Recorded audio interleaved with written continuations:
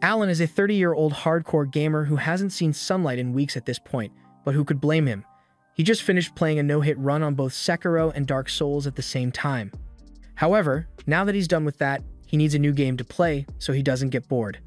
GTA 6 still isn't out yet, so he starts searching online for another game to play in the meantime, and that's when he comes across a game that never ends. Normally, you'd be concerned about the fact that a game just loaded onto his computer without permission, but he's too captivated to go back now. So he starts scrolling through the settings wheel to set the difficulty. He wants his gaming experience to be as traumatizing as possible, so he turns the difficulty all the way up to Hell mode and picks the untested Summoner class just to make it even more unpredictable. He then accepts all the terms and conditions without a second thought, but it turns out that there was a clause in there about transporting Alan to another world, so the next thing he knows, he's a newborn baby in the countryside. A year goes by like this, and being a baby isn't as bad as Alan thought it would be. He doesn't have to work or pay any bills, and he has good, loving parents taking care of him. His father's name is Rodin, and his mother is Theresia, and they seem like a lovely couple, but considering the fact that Alan set the game to Hell mode, they're likely going to get the Wayne family treatment sooner or later. After Alan is put to bed for the night, he raises his arms and tries all the key phrases he knows in an attempt to open a status screen, because even though he's supposed to be a summoner, he has no idea how the whole summoning thing works. He decides to give it one last try before going to sleep, and this time, something really does appear. But it startles Alan so much that he screams, and his parents come running over to check on him as soon as they hear it, so he is forced to hide the book for now. After making sure Alan is okay, his parents leave his room, and as soon as they are gone, he pulls out his book again. He is so relieved that he finally gets to see his stats after a whole year of trying, and it's around what you would expect for a 1-year-old summoner.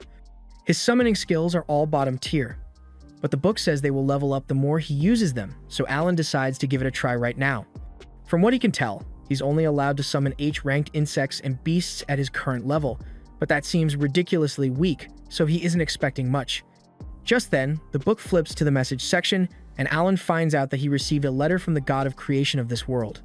The god basically apologizes for the delay in creating Alan's status book, but since the summoner class was still under development, it took him a whole year to sort through all the necessary paperwork for it. Alan doesn't really care about the apology, but if the god dev team had to rush to finish the summoner class, then there must be some bugs left in there for him to exploit, so he's eager to test it out. He wants to summon an insect first, but he soon realizes that he doesn't actually know how to activate his summoning ability. Normally, he would check the subreddit or watch a tutorial for these kinds of problems, but he doesn't have any internet here, so he's going to have to figure it out on his own. He thinks about it for a few minutes and eventually realizes that he needs to create an insect skill card first, so he gives it a try, and it works perfectly. Now he can finally summon his insect, but before he could do so, his mother comes to check on him again, so Alan is forced to pretend that he's asleep again. The next morning, once his parents are busy with their daily duties, Alan opens his grimoire and finally summons the grasshopper. The room fills with tons of bright lights, and at first, Alan is mesmerized by how pretty it looks, but then a giant grasshopper flies into his face and he freaks out. He eventually realizes that this is the grasshopper he summoned, so he tries to give it instructions. But it turns out that even though it's a summon, it still only has grasshopper intelligence, so it can't understand a word he's saying. On the bright side, Alan finds out that summoning the grasshopper gave him a boost to his agility and endurance stats, and he's really happy about that, but all his celebrating gets his mother's attention, and once she finds the giant grasshopper on the floor, she immediately squishes it. Over the next few days, Alan tinkers with the insect summoning ability, but he's tired of that now, so he decides to try out the beast summon next. He summons a mouse, and once again the book sends it flying straight at his face, but Alan was expecting it this time, so he's not as startled. The mouse comes with its own set of buffs, but it's still pretty dumb, so Alan can't really talk to it. That said, one of its abilities is called Scurry, and whenever Alan tells the mouse to use it, it does so without fail. That said, this mouse's ability is downright useless, so Alan figures he will need to level up his abilities in order to summon some of the more powerful creatures out there. His grimoire says he's allowed to stock up to 10 summoning cards at once, and fortunately, the buffs for each summon stack as well. So if he stacks 10 mouse summon cards, his attack and HP go up by 10. This already makes him stronger than any regular baby, but he's going to have to level up his skills if he wants to become truly overpowered.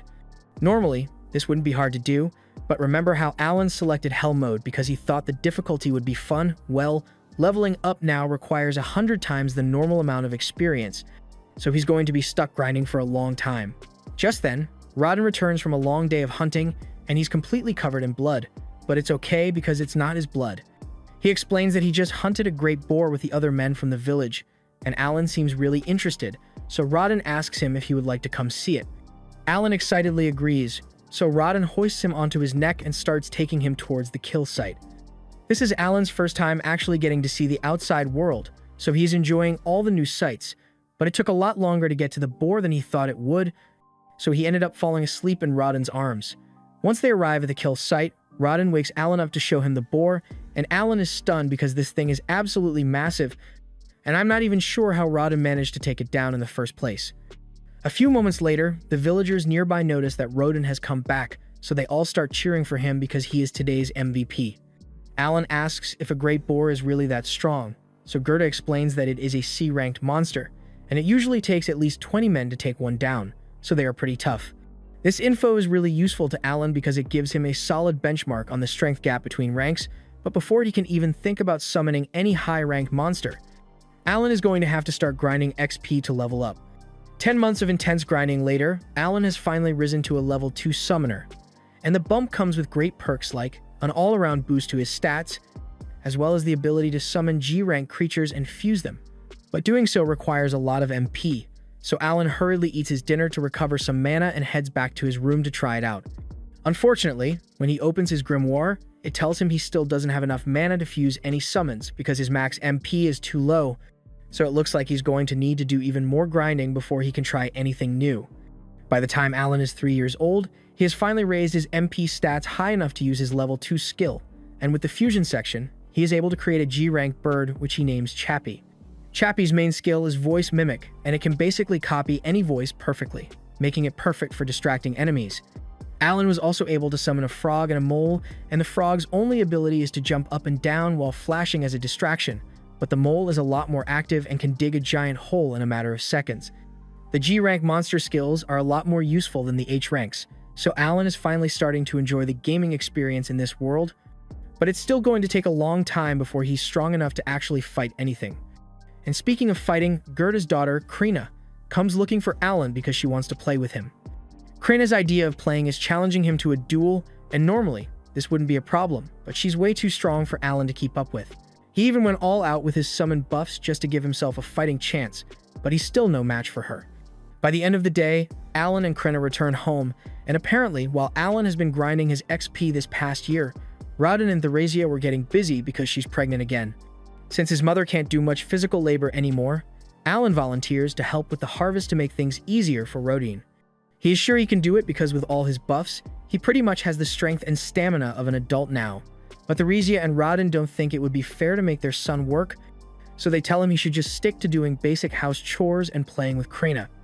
Rodden reminds him that he will eventually grow up and have to get a job, so he should enjoy his time as a kid while he doesn't need to work.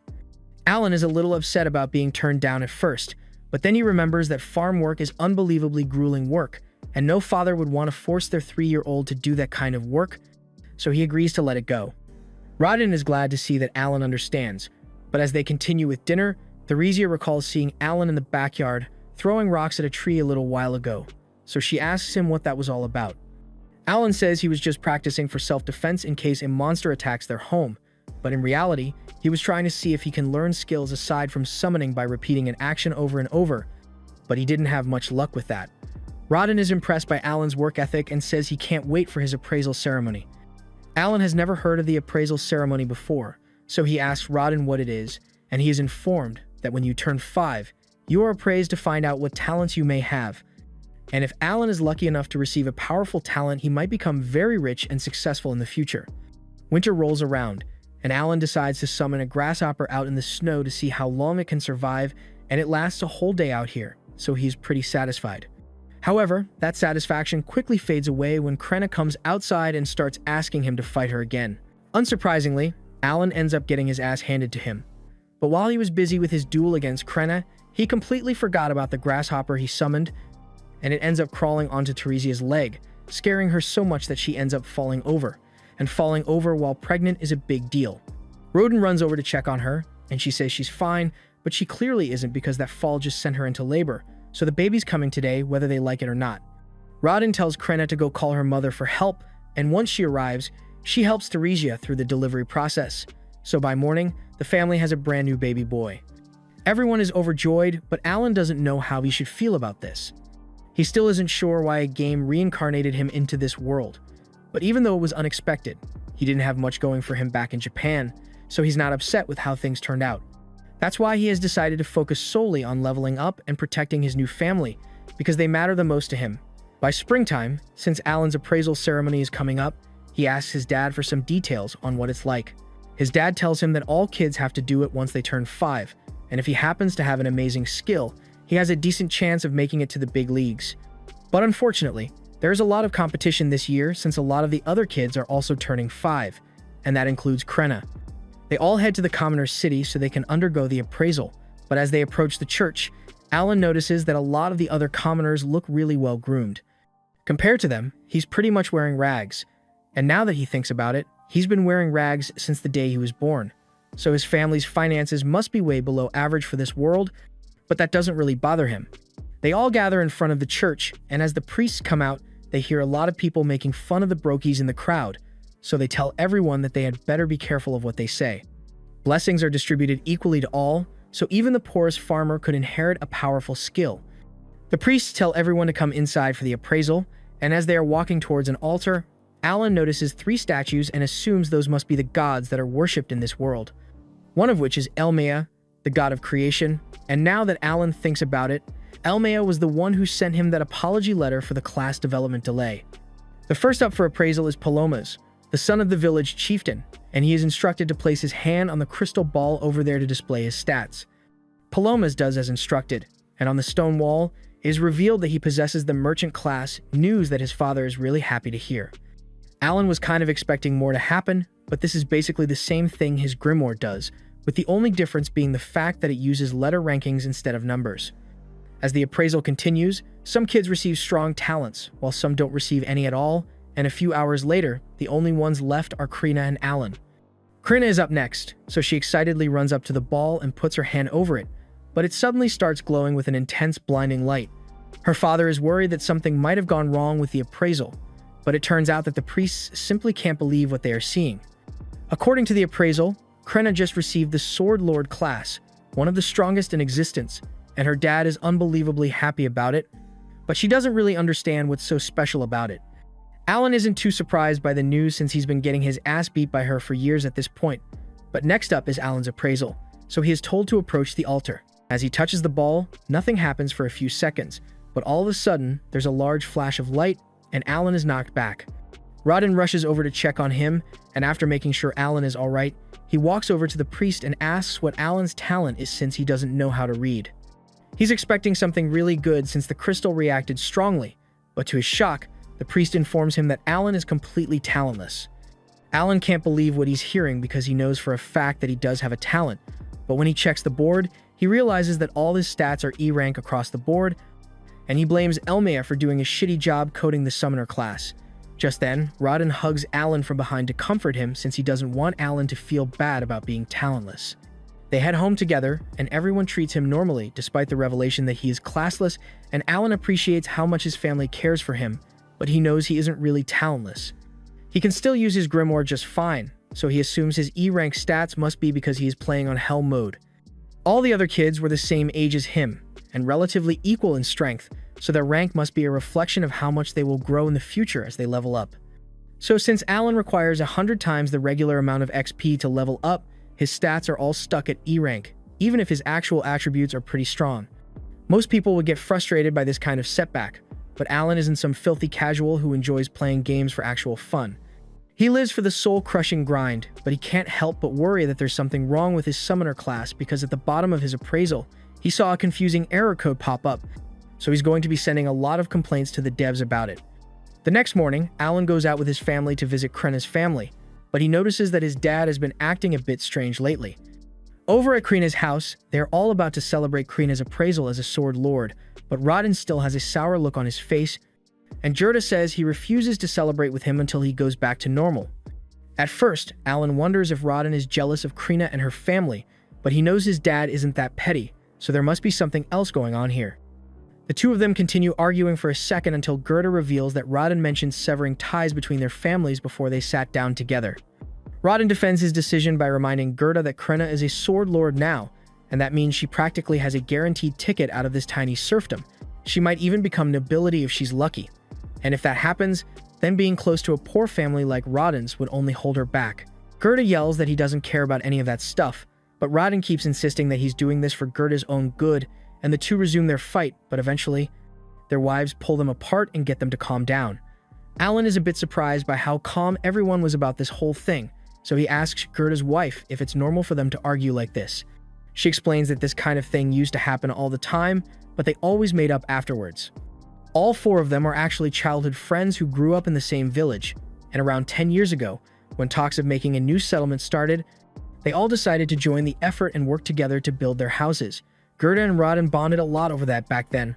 Recalling the good times makes them realize how silly their fight was. A little while later, news arrives that the Knight's Order has shown an interest in Krenna, and they are coming to see her. Alan assumes the news of Krenna becoming a sword lord must be spreading really quickly.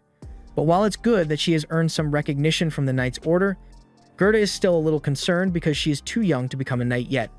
Just then, one of the kids who got a good talent at the appraisal ceremony confronts Alan and tells him that as a talentless loser, he has no place here.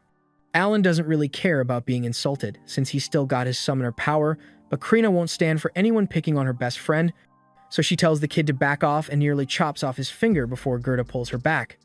Just then, the chief announces that the Knight's Order has finally arrived, and everyone is thrilled since they rarely get to see the knights in person. The chief calls for Gerda and Krenna to come introduce themselves to the Knight Captain. Krenna is unbelievably excited because she has always wanted to become a knight, so getting to meet the Knight Captain must be a dream come true for her. Alan wonders if the knights are going to take Krenna to the capital to train her, but before the Knight Captain could say anything, Gerda speaks up and says he can't let Krenna go because she's still too young. The captain says that age doesn't matter because if she's a sword lord, then her skills would be more than enough to get her through the training, so there should be no problem. Unless, of course, they were lying about Krenna being a sword saint just to trick the Knight's Order. Gerda assures the captain that he isn't lying, but it's already too late because the captain has decided to put Krenna to the test. He orders his vice captain to prepare to have a duel with this 5-year-old, and without a second thought, the vice captain agrees. Gerda tries to get the Knight Captain to reconsider since he doesn't want to put Krenna's life at risk, but he is told that if she doesn't fight, then it will serve as proof that she lied about her class, and she, along with her entire family, will be executed. The knights then bring out a sword for her to use, and most children would be terrified by this point, but Krenna is so battle-hungry that the second she realizes that she gets to use an actual sword, she says she is willing to accept the duel. Everyone gets into position for the duel, and Leibrand faces off against Krenna. So as the match begins, Krenna charges at Leibrand with full force. Your eyes do not deceive you. She's swinging a sword that's twice her height like it's nothing, and she's actually giving Leibrand a run for his money, but he is still keeping her at bay relatively easily. The Knight Captain seems unimpressed by Krenna's skills so far, but as the fight goes on, she manages to block one of Leibrand's strikes and prepares to retaliate. However, Leibrand punts her across the street and into one of the walls. Gerda is enraged by the way his daughter is being treated, but before he could do anything about it, he is pushed to the floor by the knights, along with Alan and Raden when they try to interfere. Alan thinks this is completely unfair, because whether Krenna is a sword lord or not, an adult is bound to have more battle experience than her. However, all of a sudden, Krenna gets back on her feet, and she's got a menacing aura surrounding her. Without saying a word, she launches another all-out attack with laser focus, and this time, she is completely overwhelming Leibrand, so much so that she eventually slices his sword in half and nearly takes his head off with it. Krenna is disappointed that the fight is over already, but she had a lot of fun, so she thanks Leibrand for playing with her and walks off, leaving him with the knowledge that he just lost to a 5-year-old. Gerda is relieved that Krenna managed to survive and starts praising her for doing a good job, but then the Knight Captain approaches, and Gerda becomes defensive because he doesn't want him anywhere near his daughter. The Knight Captain now acknowledges that Krenna is indeed a sword lord, and he apologizes for forcing her to fight in a duel. He says he would like to discuss her future with him, but Gerda firmly refuses. The captain says he can bring his friends with him to the meeting if it would make him feel better, and that would make Gerda feel a little safer, so he agrees. They all gather at the chief's house for lunch, and Zenov once again apologizes for the way he acted earlier. He explains that he was sent here by the Baron of this territory to determine whether there truly was a sword lord in this village, and the results are undeniable. Xenov mentions that 3 years ago, there was a sword saint born to the family of a count, but this strikes Alan as weird since he knows for a fact that sword saints can only be born from low social statuses according to the game's design, so that one must have been a fake. Said sword lord went on to serve the royal family, but failed to meet expectations there, and upon reappraisal, it was discovered that they were actually an ordinary swordsman pretending to be a sword lord. It was also later discovered that several nobles were greatly exaggerating their abilities, so the kingdom had to establish a zero-tolerance policy for falsified talent results. That said, he is still truly sorry for putting Krenna through such a harsh trial. He tells Gerda that he doesn't need to worry about them taking Krenna away from him because they won't do that. They want her to continue her training at home, and when she turns 12, if she wants, she can attend the academy to become a knight. 2 years of training later, Alan finally unlocks level 3 of his grimoire, and he is really excited about it. The level up grants him the enhanced skill, which means he can strengthen his summons now, and he can also hold 30 F-rank ones at once now, so the buffs he can stack are going to be amazing. He plans to experiment with it later, but for now, he's got to head back inside for dinner. As for updates on Alan's family, his little brother is turning 2, and his mom is pregnant again, so he's getting another little brother or sister. His parents start thinking of a name for the new kid, and at that moment, Alan happens to receive a message from the god of creation, Elmia, so he unconsciously says his name out loud. His parents misunderstand and assume Alan is suggesting they should name the baby after the god of creation, which is a big no-no in this world, and Alan can't really explain why he said it. So he quickly changes the subject and mentions how Gerda's scars seem to have completely vanished recently. Gerda explains that it's because he passed the trial of the gods earlier today while fighting a boar, but Alan has never heard of such a thing before, so he asks what it means, and Gerda explains that every once in a while, after a battle, you feel your body being refreshed and all your wounds being healed, and Alan assumes it must be the effects of leveling up in this world.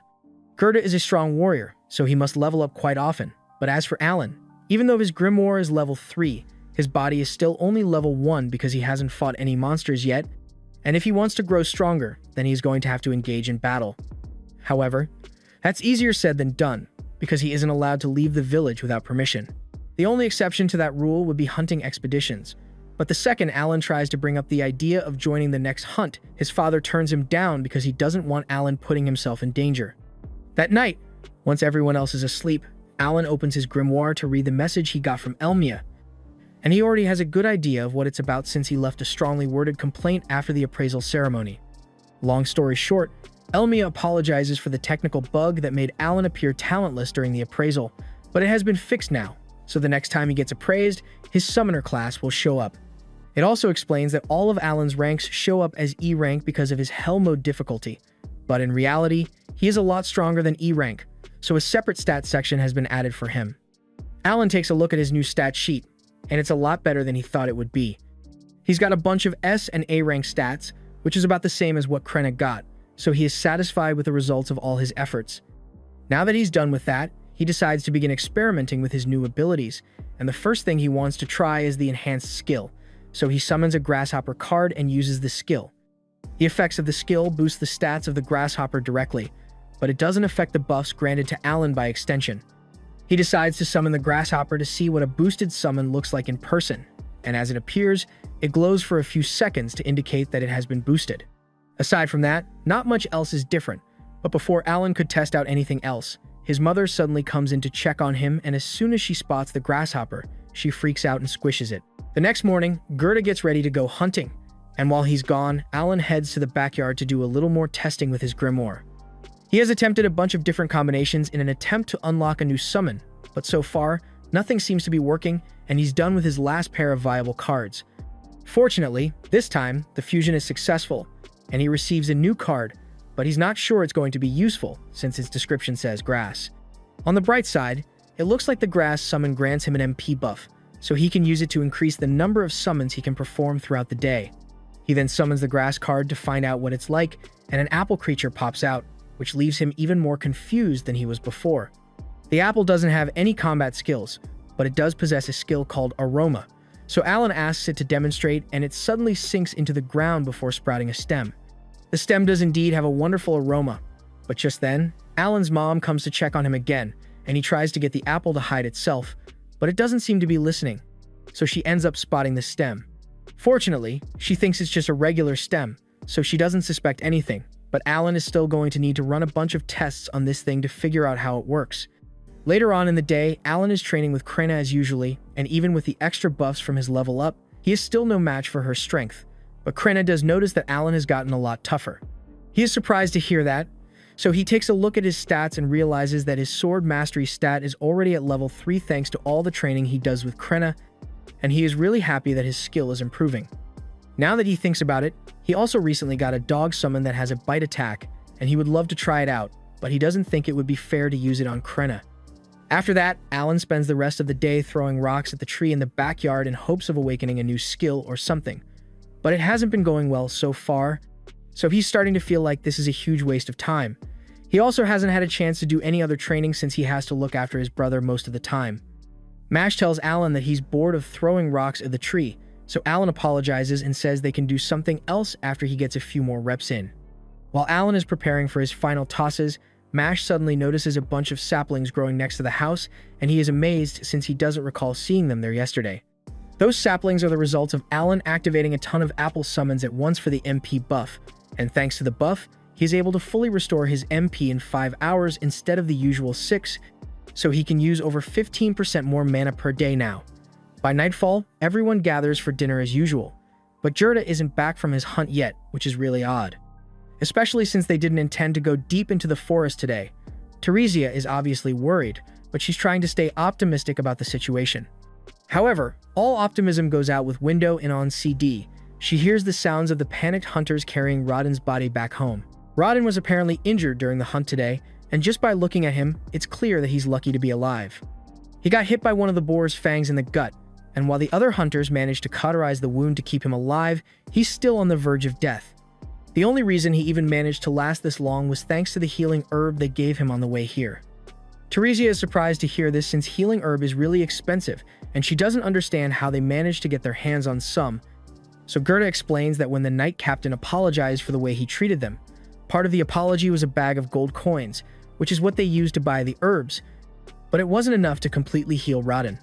The other hunters all start yelling about how this whole thing is those commoners' fault, but all the noise wakes Mash up and makes him start crying. So Alan takes him back to bed, and the rest of the hunters decide to leave, to give the family some peace and quiet for now. Once everyone has calmed down, Alan asks about what happened and if a commoner is really to blame for it all. Gerda explains that a few days ago, he and Rodden were summoned by the village chief and told that they should allow the commoners to join them on their next hunt.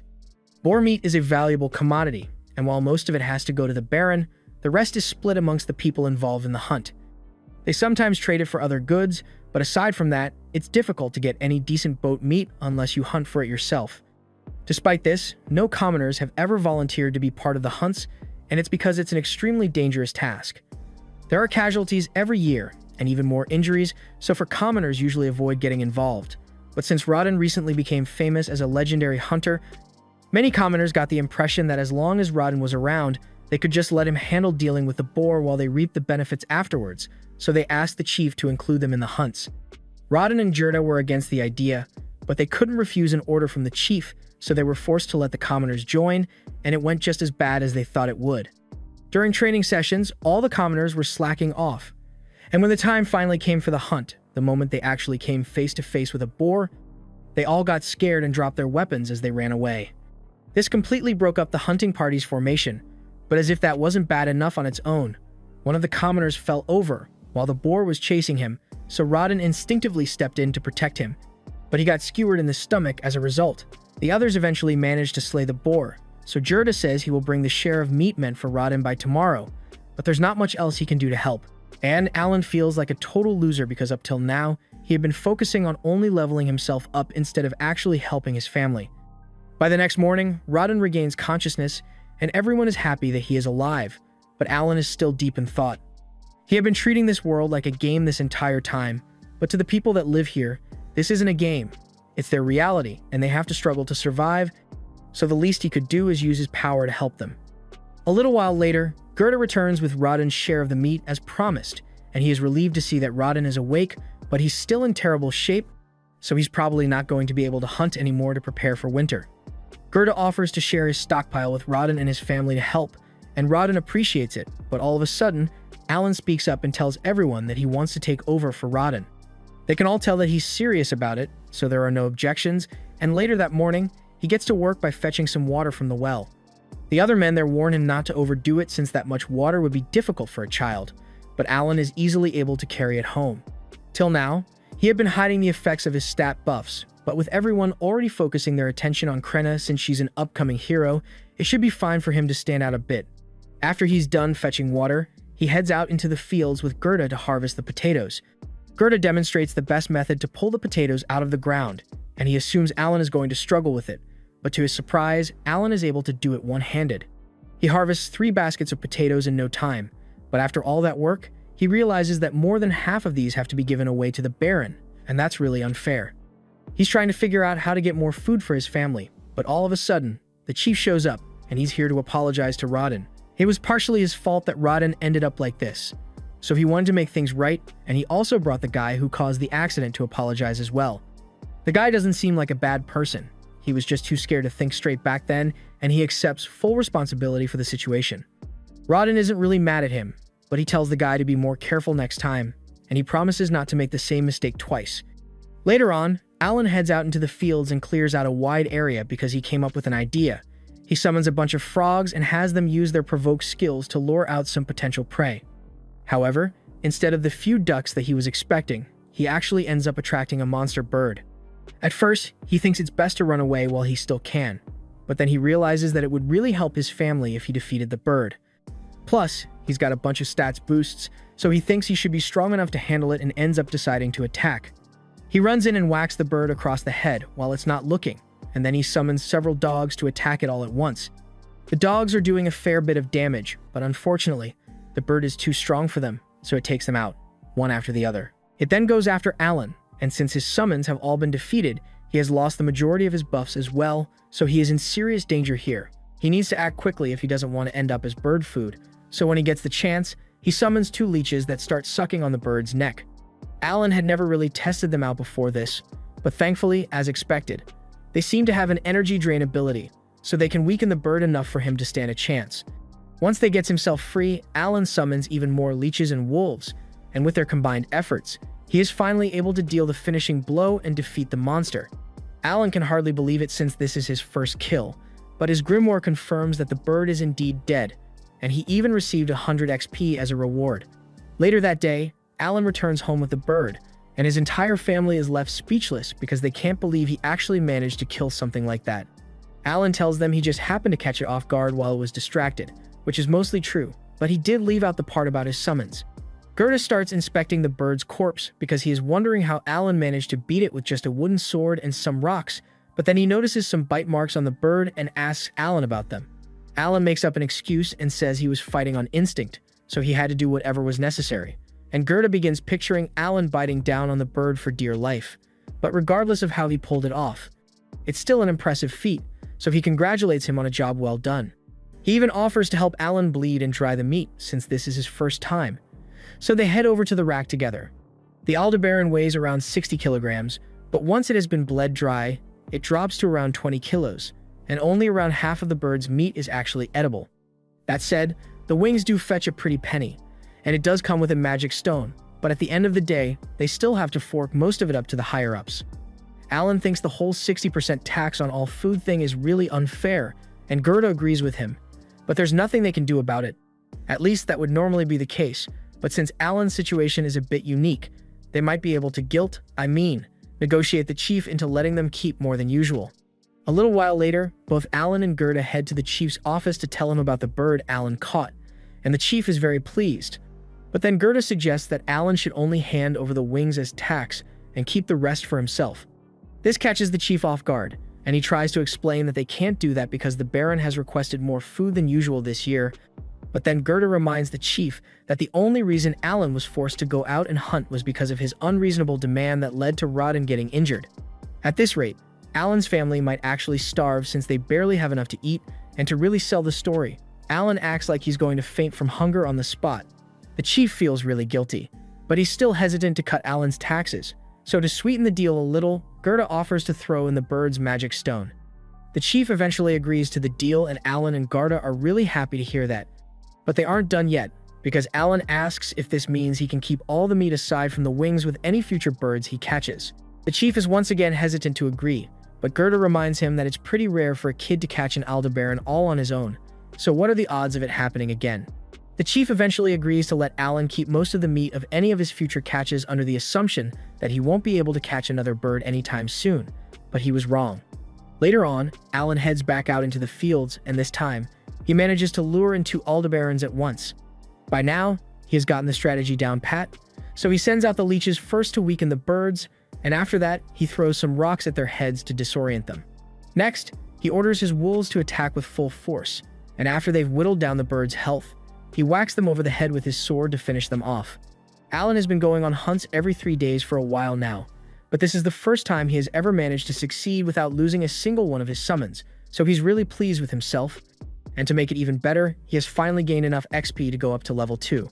He excitedly opens his status screen so he can see how much his stats went up, and it looks like he got a 60% boost to his stats, which is a little less than what he was expecting. But it's still a huge increase, so he's happy regardless. It took him 6 years to go up 1 level, but now that it has finally happened, he thinks it's about time that he lets his family know the truth about him. A little while later, he returns home with both of the birds, and his father is amazed that he managed to catch 2 of them at once. But he also notices that there's something different about Alan today. However, Alan still has a bunch of other things to do, including his sparring session with Krenna, so he leaves before Rodden gets a chance to say much. After today's haul, Alan has officially captured 10 birds total, so his family should be able to use that to make it through the winter. He would like to keep hunting birds to see if he can make it to level 3, but he doubts he would be able to find that many birds in time. Thanks to his stat boost, Alan can keep up with Krenna a lot easier now. But he got distracted by his thoughts for a moment, and that was enough time for her to sneak up from behind and smack him on the head. Later that night, Alan calls a meeting with his family, and once they are all present, he informs them that he isn't actually talentless. He can't reveal the exact details, but he basically explains that when he was a baby, he received an oracle from the god Elmia, and that means he is smarter and stronger than the average person, but he's also going to have to work 100 times harder than normal to grow stronger.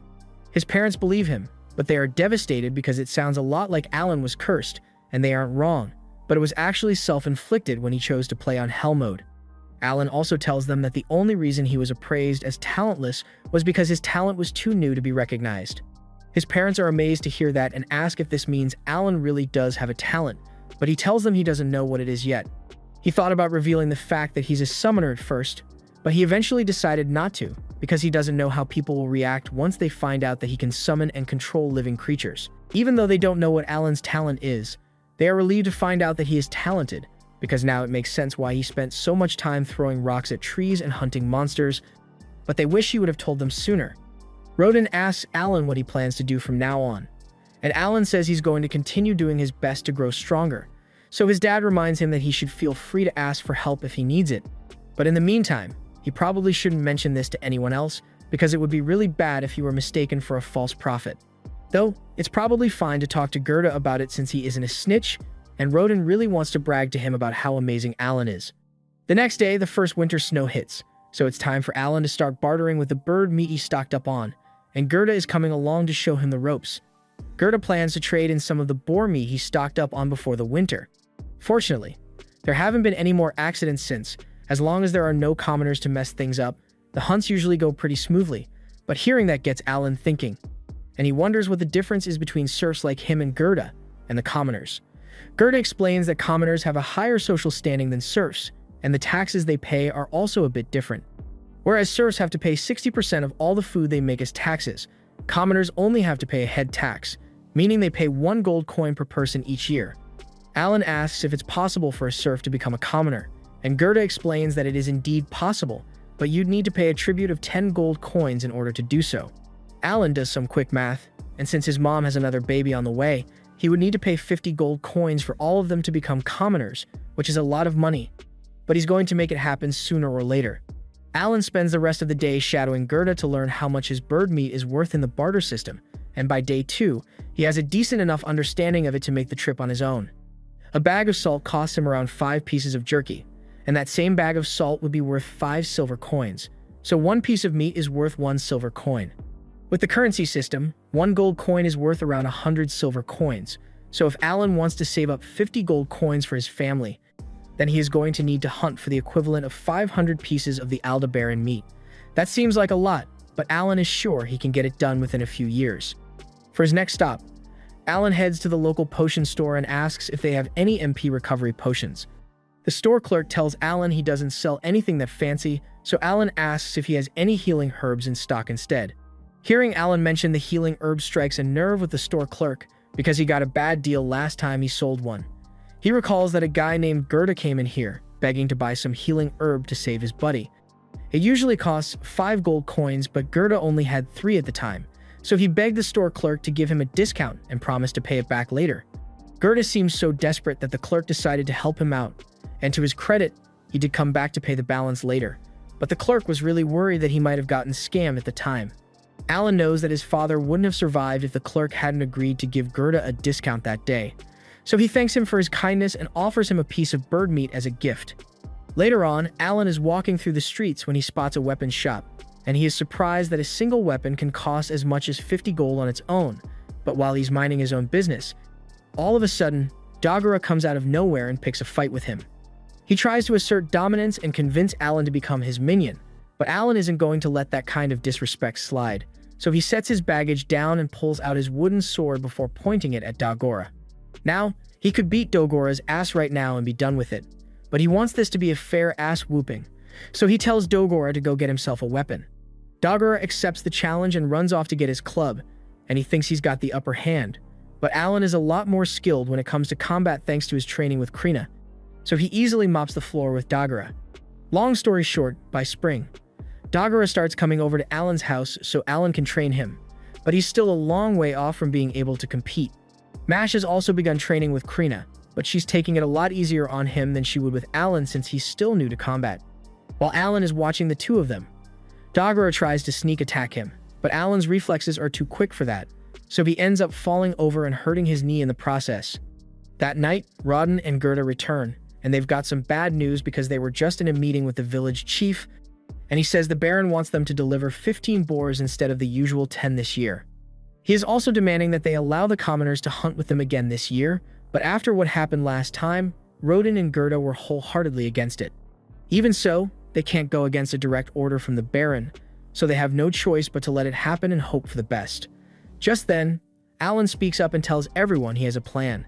The reason having commoners join the hunt is a problem is because they are pretty much useless, but he has countless hours of experience in every MMO imaginable, and he is confident he can make even the most hopeless newbie useful to the team, so he asks to be put in charge of training the commoners before the hunts. When the time for the next hunt finally arrives, Rodin takes Alan to meet with the other hunters and tells them that he would like to use one of Alan's hunting strategies for today, but he makes it clear that Alan is just here to watch for the day, so he won't be doing any fighting. Alan already agreed to this arrangement, but he is a little disappointed that his dad won't let him fight since he was looking forward to leveling up, but Rodin wouldn't budge on it, so he might as well just take what he can get. The most important thing for this trip is that they train the newbies enough so they can handle themselves, because he wouldn't want a repeat of what happened last time. Speaking of last time, the guy that was responsible for getting Rodin hurt comes up to him to apologize again, and he tells Rodin that if anything bad happens today, he doesn't need to put himself at risk just to protect him. Rodin tells the kid that all he needs to do is focus on fulfilling his role, and if he can do that, then hopefully nothing will go wrong. With that, the hunt team heads out into the forest to search for their prey, and this is technically the first time Alan has been allowed to leave the village walls to go into the forest, so he is really excited. Once they make it out into the forest, Gerda reminds everyone of the plan and tells them to get into their positions. A few of the newbies act as bait to lure out a boar, and once the boar comes running out of the brush, it is intercepted by Gerda and his squad. After they've successfully stopped the boar, Rodin and the others come running in from the sides and stab it over and over. This is the strategy that Rodin and the others have successfully used to hunt for the past 10 years, but it doesn't work very well with spineless newbies, which is why Alan suggested a little change. While the others will still do most of the work taking the boar down, the newbies will stand off to the side so they don't get in their way, and when the time is right, Alan tells them to go stab the boar along with the others. With the way experience works in this world, they just need to deal a little damage to the boar to receive XP from it, so this should help them level up. The boys do as Alan instructed, and sure enough, as the boar is defeated, they feel a sudden surge of power flow through their bodies, meaning they must have passed the trial of the gods, or in other words, They just leveled up. Alan is really glad that his plan worked as intended, but unfortunately, he didn't get to enjoy any of that free XP since he didn't land any hits on the boar. The next day, Alan is over by the well with a few of the older guys when he hears that one of them has been focusing on butchering meat instead of hunting, since his wife is pregnant and he wants to play it safe. And since that's the case, Alan asks him for a little favor. He leads the man back to his house and shows him the set of Aldebarans that he recently captured. The man is amazed that such a little kid was able to catch so many birds, but Alan explains that he has a bit of a problem. He can't handle butchering all these birds on his own, so he was hoping the man would help him out a little, and in exchange, Alan is willing to give him 2 packs of meat per bird butchered. The man is more than willing to help since it's a really good deal for him, but he asks Alan if he's really okay with giving out so much meat as payment. Alan assures him that it's fine, and the reason he's okay with it is because these birds aren't part of his family's food reserves. Alan caught these birds specifically so he could sell them to earn the 50 gold coins he needs to raise his family's status. Later that day, Alan is back out in the forest with the hunting group, and they've got a few extra newbies with them today. The plan is to gradually expand the group until they have enough people to make 2 groups to hunt twice the amount of boar like the Baron wanted. But Alan is still a little curious about why the Baron is so interested in increasing the amount of boar captured since it's not like there's a food shortage or anything. Just then, a boar comes charging out of the forest, so all the hunters prepare themselves, and just like last time, after the boar has been brought under control, the newbies are called over to join in for the finishing blow. Just like last time, the newbies all level up from the free experience they gained, but thanks to some quick thinking from Alan, he also managed to reap the benefits of the kill. All he had to do was send out one of his grasshoppers and let it be squished by the boar to technically make himself a participant of the battle, and it worked out just as he hoped it would since he managed to make it to level 3, but he does feel a little guilty for sacrificing one of his summons like that. 3 months later, Alan and the others are invited to go to the chief's mansion to celebrate the start of a new year, and now that the party is over, he and Krina are walking back home. Krina is really happy since they got a lot of free candy, but Alan assumes that was just a reward for meeting the 15 boar quota. They eventually return home and meet up with their families, as they are about to throw a New Year's celebration of their own, and as they all dig in, Rodin begins praising Alan for his genius idea to safely integrate the newbies into the hunting parties, and thanks to that, they should have no trouble meeting the 20 boar quota next year. As they continue to talk, Gerda happens to notice a bottle behind Alan, so he asks what it is, and Alan explains that he received a bottle of liquor from the chief as a gift earlier. Gerda and Rodin are really excited to hear this because they've been looking forward to getting to drink, but Alan reminds them that the liquor was personally given to him, so they can't have it unless he says so. This is all part of his plan to get them to let him fight during the hunts, so he says he will only let them have it if they can beat him in a game. Rodin and Gerda are really desperate for that liquor, so they agree to Alan's terms and ask what game he wants to play, to which Alan answers that he wants to arm wrestle. Gerda and Rodin are fine with that, but before the game begins, Alan asks them what they are going to give him if he wins because he needs some kind of reward for his effort. Rodin can tell that Alan already has something in mind, so he asks him to just tell them what it is, and that's when Alan explains that he just wants them to let him fight in future hunts.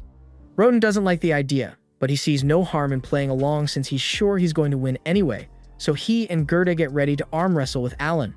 First up is Gerda, and he seems pretty confident that he won't lose a contest of strength against a 7-year-old, but unfortunately for him, Alan has stocked up on every strength buff available with his summons, so as the match begins, Alan matches Gerda's strength and eventually manages to overpower him. Gerda can't believe he lost, but Rodin kind of expected as much considering all the amazing things Alan has been doing lately, but he is still confident that Alan won't be able to beat him like he did with Gerda, so after a short break, Rodin locks arms with Alan. Just like with Gerda, Alan matches Rodin's strength at first, but this time, Alan actually ends up getting overpowered and losing. He assumes Gerda must have strength somewhere around D rank, which means Rodin's must be around C rank, so it makes sense he couldn't win. As promised, he hands over the liquor, but he swears he will get strong enough to beat Rodin someday. Later that year, Alan finally manages to level up his summoning skills again, and now he's got access to a bunch of E-rank summons. He's still going to need to do some experimenting to figure out what kind of summons he's got now, but he has more than enough MP to spare for a few tests. The level of buffs provided by E-rank summons is bound to be stronger than that of the F-rank ones, so Alan is certain he would be able to beat Rodin in arm wrestling now.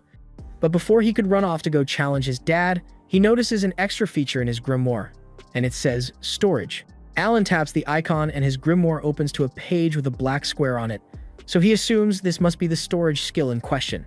He decides to test it out by throwing a rock inside to see how deep it is, but after the rock goes in, he doesn't hear it hit the bottom.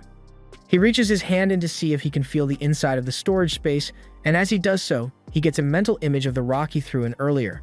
He decides to try throwing even more things inside, and basically, as long as it can fit through the opening in the book, there is no limit to how much the space can store. But this seems a little too broken to be a random skill he unlocked, so he has a lot of questions. After all, something like infinite storage is a top-tier skill, so he really doubts the devs would go handing it out without a reason. Most of the time, whenever you receive a useful-looking item or skill, it is usually because you're going to need to use it in the near future. So Alan needs to figure out what the intended use is supposed to be. That aside, he also wants to try out his new E-rank summons, so he tries calling one out, but nothing happens. Alan is surprised that it didn't work since he's sure he has enough MP for the summon, but that's when the system informs him that he will need E-rank magic stones in order to summon an E-rank monster. He had no idea he would need magic stones for this, but as luck would have it, he just so happens to have a stash of magic stones he got from killing a few rabbit monsters around the village, so after retrieving them, he heads outside and tries to summon the E-rank insect again, but it still doesn't work. This is when he recalls the storage space and decides to try throwing the magic stones in there to activate the summon, and that seems to do the trick. So Alan is able to summon a beautiful butterfly, although it's a lot bigger than he thought it would be. Just then, Alan's mother comes over to check on him, and considering how squeamish she gets around bugs, Alan doesn't want to risk finding out what will happen if she spots a giant butterfly, so he hides behind his back while making up an excuse to keep her from getting suspicious. He then decides to head out into the fields to try out his next summon, and it's a good thing he did because the summon turned out to be a saber-toothed tiger, and it's really scary in person. He then tries to fuse the butterfly and the tiger to see what he will get, but nothing really happens. He then tries throwing a few more magic stones into storage, and that seemed to do the trick, but he's going to need a lot more magic stones if he wants to try more summons. Later that night, while having dinner, he asks his dad if there are any more rabbit monsters in the village, but Rodden tells him all the rabbits are gone. They dug a ditch around the village a few years back to get rid of most of them since they are pretty dangerous to have around kids, but if all the rabbits are really gone, then Alan is going to need to find another way to gather magic stones.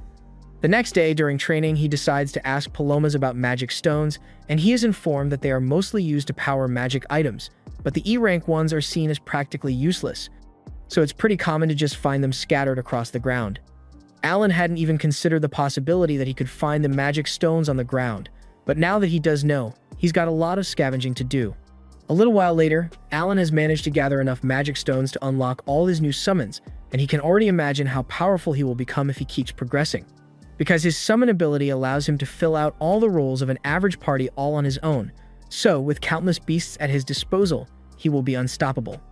A little while later, the chief invites Rodden, Gerda, and Alan to dinner and informs them that the Baron apparently intends to pay the village a visit next month. He says he wants to watch the boar hunting, which annoys Gerda a lot because the Baron has already put them through enough stress with his boar quota increases. Rodden says he has no problem with the Baron watching the hunts, but he doesn't understand why Alan was called to deliver such news, and that's when the chief reveals that he was actually hoping Alan would act as the tour guide for the Baron while he's in town. Alan personally doesn't like the idea of having to entertain the Baron, but at the rate he's going, it will take him close to 10 years to hunt enough birds to grant his family commoner status, and that's way too long. However, if he manages to impress the Baron enough, he might be able to earn a promotion from him, so he decides to do it. A month later, Baron Granville arrives in the village along with his daughter, Cecil, and Knight Captain Xenoff, and they are brought back to the chief's house for lunch. First of all, Granville apologizes for making such an unreasonable request with the boar meat last year, but he simply couldn't refuse a direct order from the king. The chief is shocked to hear that the boar quota increase came from the king himself, but Granville clarifies that the real culprit behind it was Viscount Carnal, because he intentionally called attention to the boar meat in front of the king to goad him into making the order. A little while later, the food is served, and both Granville and Cecil are amazed by how delicious the meat is, so Granville asks the chief what the dish is called, but the chief has no idea how to respond, so Alan cuts in and explains that the meat is from a bird he hunted and prepared yesterday, specifically, so the Baron would have the freshest ingredients for his meal. Granville is impressed by how well-mannered Alan is, so he asks if he is the chief's son. But Zenov remembers meeting him last time he was in the village and recognizes him as the son of Rodden, the renowned boar slayer. The Baron is impressed by Alan's manners and asks if he happens to come from a family of former knights, but the chief explains that Alan and his family are just serfs. As soon as Cecil hears this, she becomes outraged that the chief would let a filthy serf set foot in the guest hall, but her father scolds her and tells her serfs are valued members of the fiefdom, so she can't go around treating them like trash. Cecil apologizes for what she said, but now she's mad at Alan for some reason, and he can already tell that she's going to be a pain in his ass later. Fortunately, unlike his daughter, the Baron seems like a reasonable person, so when Alan explains that he is going to be in charge of showing them around during tomorrow's hunt, he thanks him for volunteering and says he looks forward to it. Zenov mentions that if the 20 boar quota proves too difficult for them to manage, he can have his knight take over the hunts, and Granvelle thinks that's a good idea since he doesn't want to overburden them. But Alan interjects and tells them that won't be necessary, because they are more than capable of meeting the quota on their own. The following morning, the Baron's carriage has been prepared, and he is entrusting Zenov with protecting Cecil should anything go wrong during the expedition. Before long, they set out into the forest, and upon arrival, Alan shows them to a tower prepared in advance so they can watch the boar hunt from a safe distance. Alan leads them all into the tower's perch, and Cecil really seems to be enjoying the view because she has never seen so many trees before. A few moments later, Rodden and the rest of the warriors arrive, and Granvelle is impressed to see that they've acquired armor. Alan explains that they put the boar hide from the previous year's hunts to good use, creating all sorts of tools and equipment to make the boar hunts go smoother.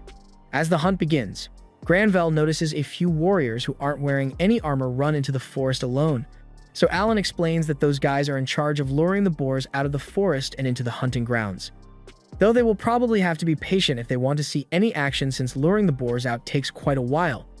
While they wait, Zenov asks Alan how Krina has been doing lately, and Alan tells him she has been doing great.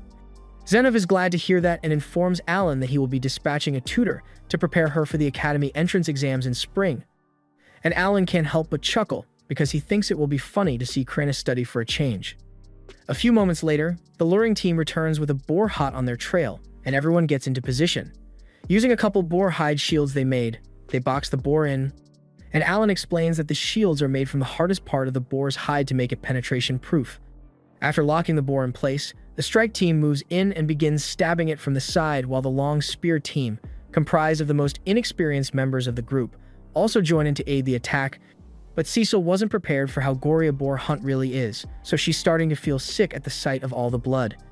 Rodin then finishes the boar off with a blow to the neck, and it's so gruesome that it causes Cecil to pass out on the spot. Everyone begins to celebrate once the boar is dead, and both Granvelle and Zenov are crucial to the fighting prowess of these warriors. However, a moment later, another loud roar echoes from the forest as two boars come charging toward the group. Zenov realizes this is bad and orders his knights to be ready to jump in if necessary. But Alan tells him that their assistance won't be needed because the hunting squad is perfectly capable of handling two boars at once. Rodin orders the team to split into two groups to handle the boars separately, and Alan thinks to himself that a few years ago, it would have been impossible for them to handle a situation like this. The main reason is because they always had to give away 60% of their hunt as taxes, so instead of making any equipment with the materials gotten from the boars, they were forced to trade everything away to get by. However, with efficient hunting strategy, they've managed to gain more leeway when it comes to their allocation of materials, and with the improved equipment, they are more than capable of handling two at once. Within a few minutes, the remaining boars are dealt with, and Cecil regains consciousness just in time to see the blood geyser from one of the boars, which promptly knocks her out again. Granvelle is impressed that they managed to take down 3 boars in just one day because that means they only have to hunt 17 more to fill the quota. But Alan corrects him and explains that they only actually need 10 more, because before Granvelle decided to pay them a visit, they had already captured 7 other boars. The Baron is glad to hear that because it means the quota won't be as much of a burden on the village as he had thought, and while the Baron is in a good mood, Alan tells him he has a few requests to make. He says he would like permission to create a few more shields out of the boar hide to help with future hunts, and the Baron has no objections to that. But Alan's second request is to ask for permission to trade for liquor outside the village. Once again, the Baron isn't necessarily opposed to the idea, but he wonders why Alan is asking for liquor specifically. Alan explains that since filling the quota has required them to hunt for more meat than they otherwise would, there have been concerns that the influx of extra meat would cause a crash in the overall value of the meat locally, which is why he wants permission to trade a good portion of it for alcohol to boost morale. Granvelle sees no reason to object, So he agrees to the requests and tells Alan that he has done a wonderful job as a guide today. As they are preparing to leave for the day, Cecil, who had been quiet for most of the hunt, yells at Alan and tells him not to get full of himself just because her father praised him a little.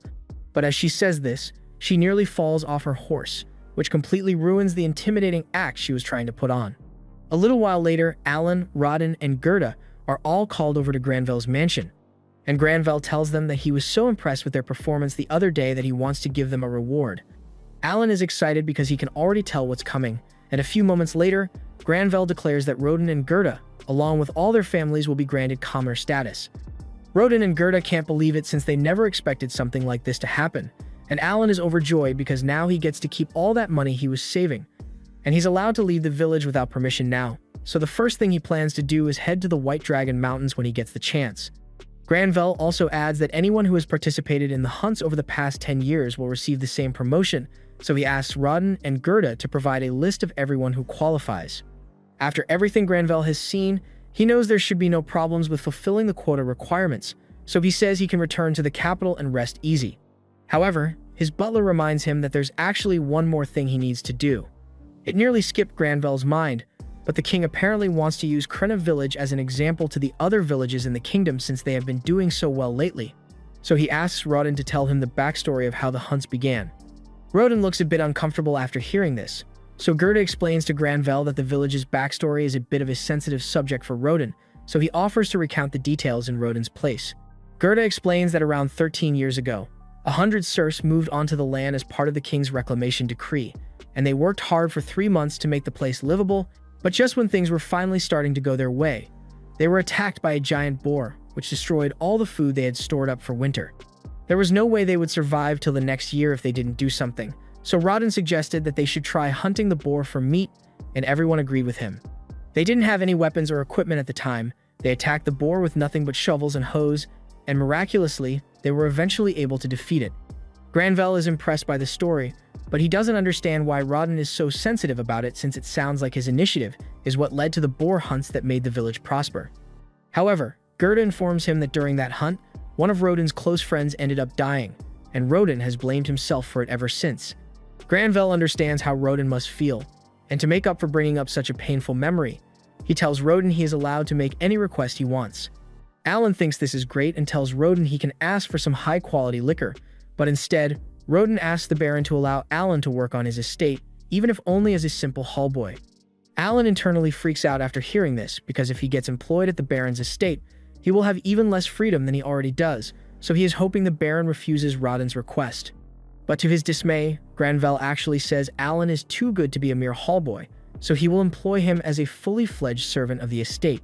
Cecil is outraged by this since she can't believe a filthy serf is going to be allowed into the mansion, but her butler reminds her that Alan isn't a serf anymore because he was just promoted to a commoner. Alan really wants to find a way to back out of this, but Finn's Rodden seems really happy about the whole thing, so he would feel bad if he ruined it by turning down the offer now. The next day, Alan gets dressed for his first day as a servant at the Baron's estate, and though his family is happy for him, they are also really sad to see him go. Krena is especially upset about not getting to see Alan again, so Alan suggests they should spar one more time before he leaves, and that seems to cheer her up. As their battle begins, everyone watches expecting Krena to dominate Alan as usual, but this time, Alan dumped all his stat boosts into agility, and it made him quick enough to keep up with and even outpace Krena despite her being a sword lord. Eventually, Alan wins the duel by holding his sword to Krena's neck, and she's in shock because this is the first time she has ever lost, but Alan says they can just call this a draw, and they'll have a rematch in the future to decide the real winner. The time soon comes for Alan to leave, so everyone starts saying their goodbyes, and even Dagora shows up to give Alan a knife as a present before he leaves the village.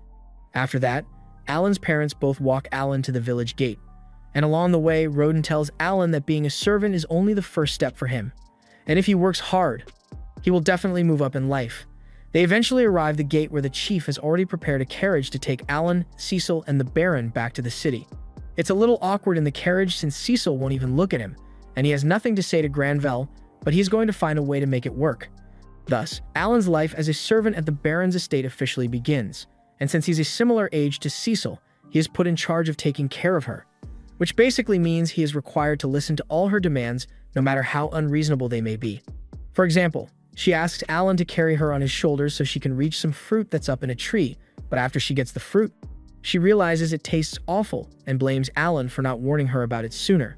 She's not a bad person, but she is really annoying to have to deal with all day, though Alan can't say anything about it since that would be disrespectful. She tells Alan to go buy some delicious fruit from the market for her, and Alan agrees to do so, but just then, he notices a giant ship flying overhead, and he is amazed because he had no idea that this world had stuff like this. Cecil doesn't understand why Alan is so shocked and asks if this is his first time seeing a magic airship, but Alan really hasn't seen one of these before. So she decides to leave him be and just reminds him to buy the fruit for her once he's done here. The next morning, Alan wakes up in his living quarters, and while it may look like an old attic room, well, actually, it is an old attic, but it's still a bit of an upgrade from Alan's old room. He has used his summoning skills to grow some grass plants with recovery-boosting aroma, so he always starts his days feeling fresh and energized. That said, he's still really hungry, so he decides to head downstairs for breakfast. In the dining hall, all the other servants are already eating, and over the past few days of working here, Alan has gotten to know them pretty well, especially the head servant, Rickle. When Rickle sees Alan, he asks him if he has been getting along well with Cecil, and Alan says yes, but Rickle can tell by looking at his face that she's been rough on him. He explains Cecil is only asking so much of him because he's a servant instead of a hallboy, but Alan has no idea what the difference is. Rickle explains that servants of the family are split into senior and junior ranks, but they are all still technically considered to be part of the family. However, hallboys are different because they are only temporary helpers of the family, so they aren't considered members of the family. Alan is surprised because he had no idea that becoming a servant here made him a member of the family, though now that he thinks about it, it does make sense why his dad was so overjoyed when the Baron made the offer. Later that day, Alan and a few other servants serve the Baron's family breakfast, and the Baron's wife is quite impressed by how well-mannered Alan is despite his humble upbringing.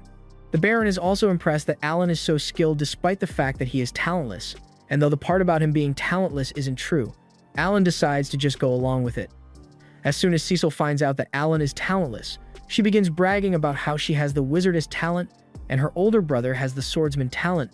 But Cecil's father yells at her to stop bragging about talent in front of her brother because it's a sensitive topic for him. Cecil's younger brother, Thomas, has always felt inferior because he doesn't have a talent.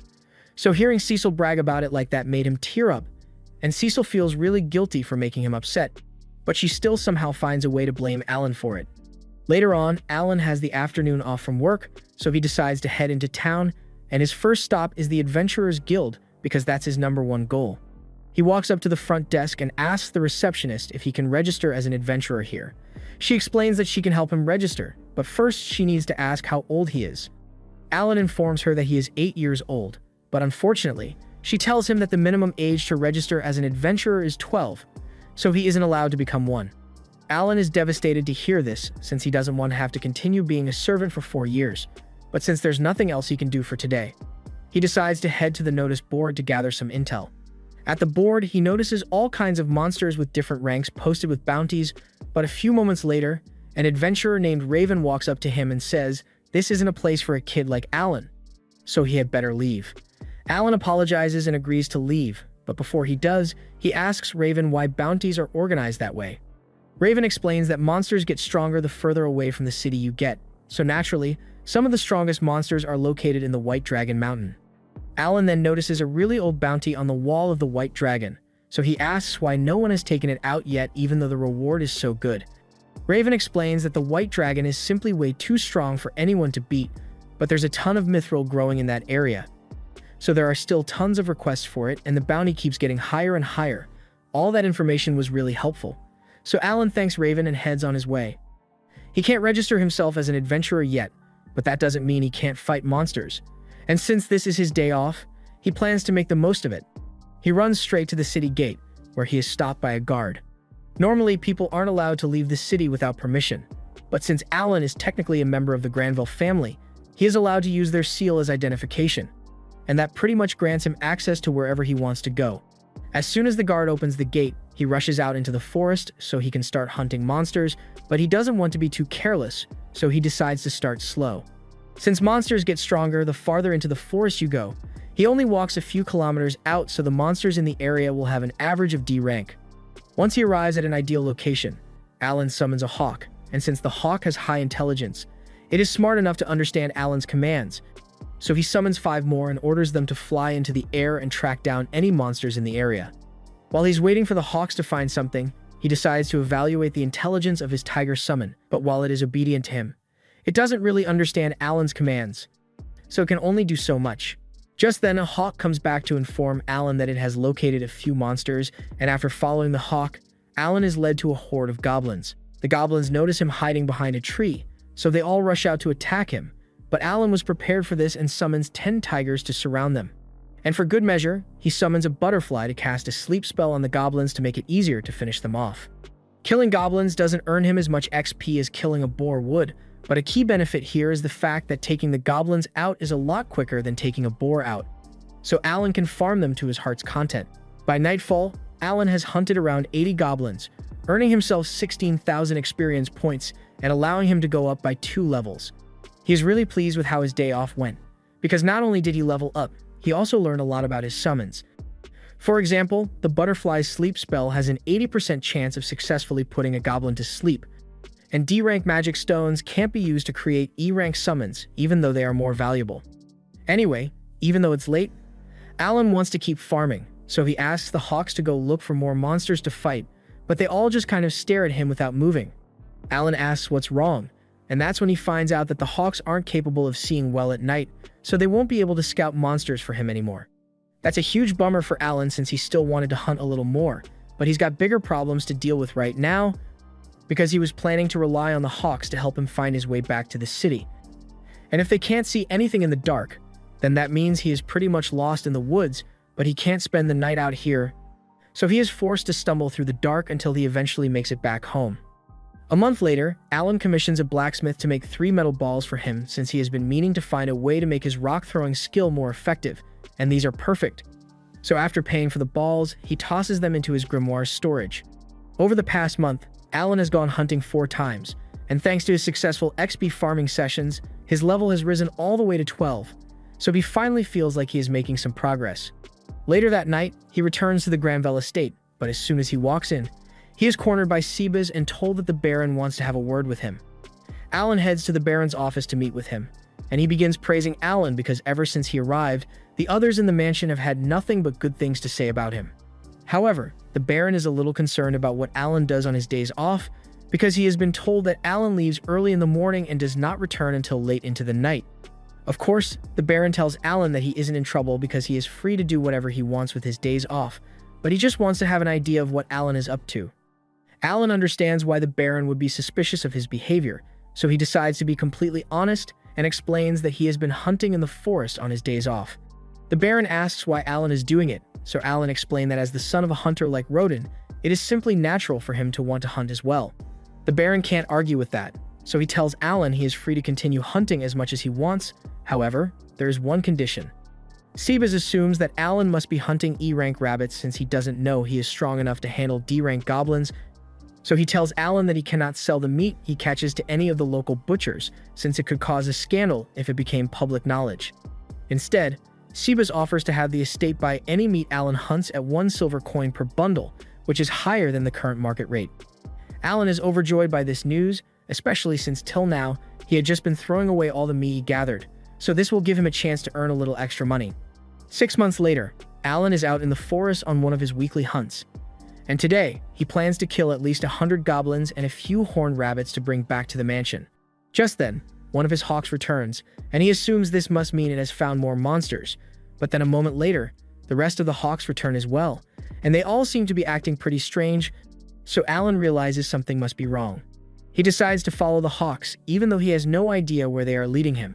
But a moment later, he comes across Raven and his party in deep trouble against a horde of goblins. Raven is already down for the count, and with Rita being the only other fighter on the team, the situation isn't looking good for them, so Alan decides to join in to help. He throws his metal balls at a few of the goblins, but while it does a lot more damage than throwing stones does, it isn't enough to kill them outright, and he only had 3 pieces of ammo, so it wasn't as effective as he had hoped. Normally, he would be able to handle the goblins effortlessly by summoning a few tigers, but he doesn't want to use his powers in front of other people yet, so he is going to have to get his hands dirty.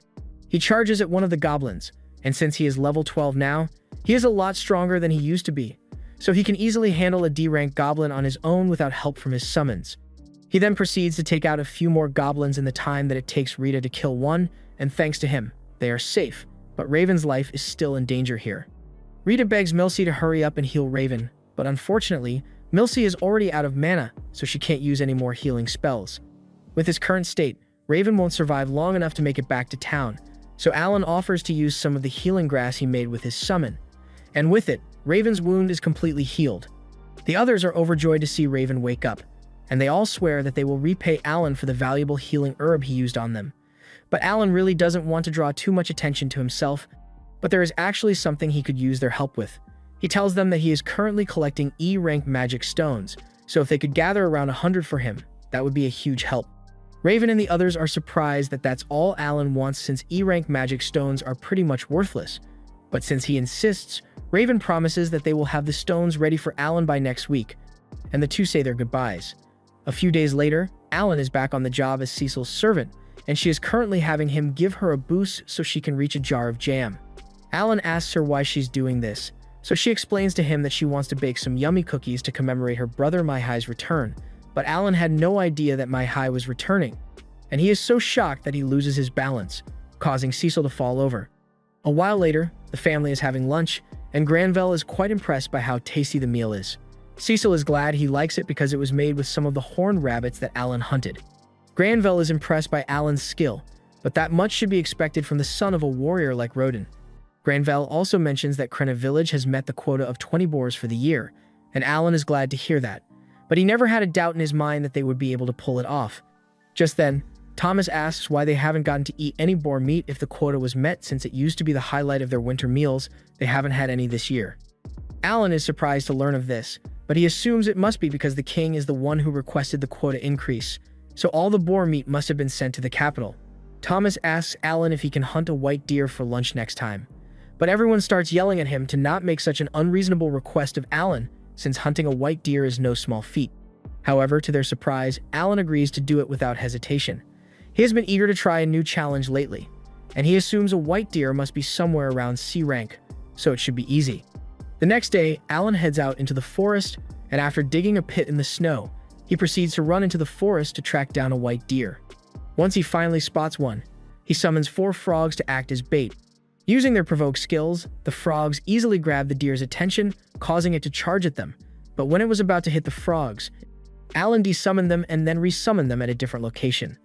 This goes on for a bit until Alan eventually leads the deer straight into the hole he dug for it, and now that it is trapped, there's nothing stopping Alan from killing it.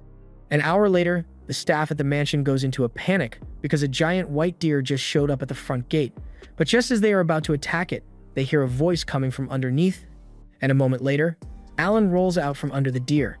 Killing it was easy, and it did give him over 2,000 XP, but it was a serious pain in the butt to carry all the way back here by himself.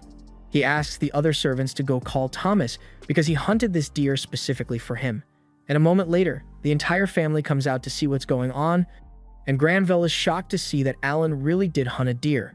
Thomas is delighted since this means they will be able to have deer meat for New Year's, but the rest of the family is still in shock over the whole thing. Granvelle is starting to wonder if Alan is really talentless, because there's no way a normal 8-year-old should be capable of taking down a C-rank monster on his own, so he plans to have Alan reassessed as soon as possible. A little while later, Alan is called into a meeting with Cebus, where he is informed that he is going to be promoted to a huntsman. As part of his duties as a huntsman, Alan will be expected to hunt food for the household, as well as protect the people in the event of a monster attack, and as payment, he will receive 100 silver coins a month, which is twice his current salary.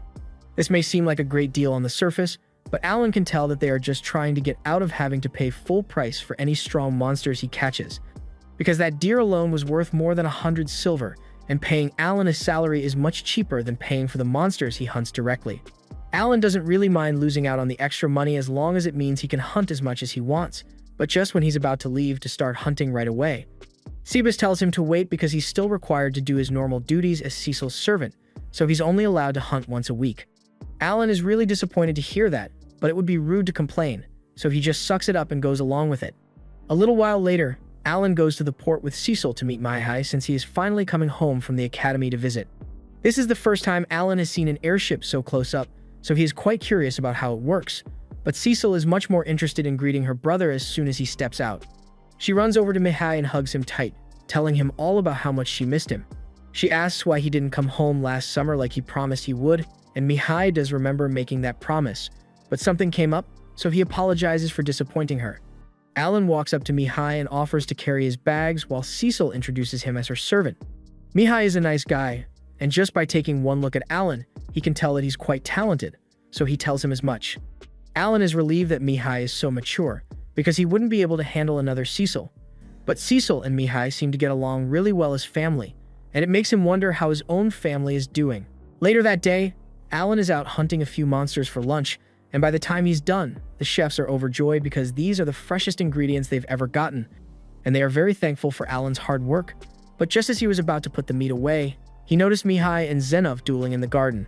Even though Mihai is only 14 years old, he is still quite impressed, especially since he is able to hold his own against someone like Zenov.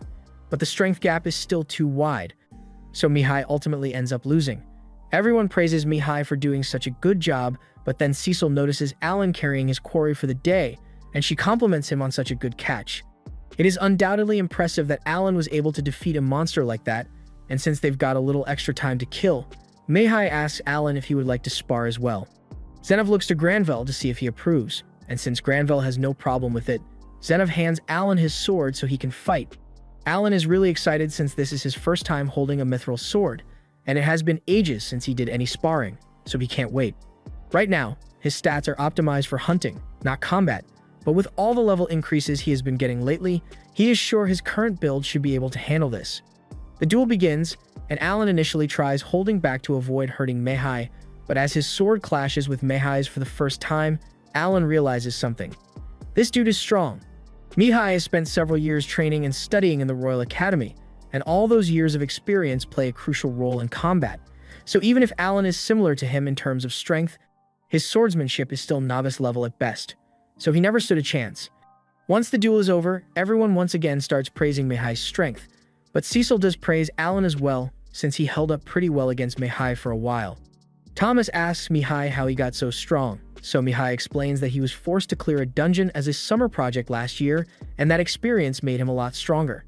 Cecil realizes that's probably why Mihai wasn't able to visit last summer, and she feels kind of bad for him. But Alan is busy thinking about how amazing the training Mihai receives at the academy must be. Cecil asks Mihai whether he's going to stay for a while, but unfortunately, he has to head back to the academy in a few days, and he won't be back until summer next year. Alan suddenly asks Mihai to spar with him when he next returns, and Mihai accepts his request. He then shakes Alan's hand and asks him to take care of Cecil until then, and Alan is forced to agree, but internally, he's thinking about the quickest way to get out of this stupid job without dishonoring his father. A little while later, Viscount Carnal shows up to pay Granville a visit, and he makes some snide remarks about this being a backwater town, which Granville laughs off. But it's clear that these two absolutely hate each other. Alan serves Carnal his meal, and Carnal is delighted because he thinks this is the famous boar meat that Granville had been keeping all to himself, but in reality, it's just the horned rabbit Alan hunted. However, Carnal can't really tell the difference. The Carnal and Granville families have been at odds with one another for centuries at this point, and right now, the Carnal territory is doing really well, while the Granville territory is on an economic downturn. The reason for this is the fact that both territories are located on either side of the White Dragon Mountain.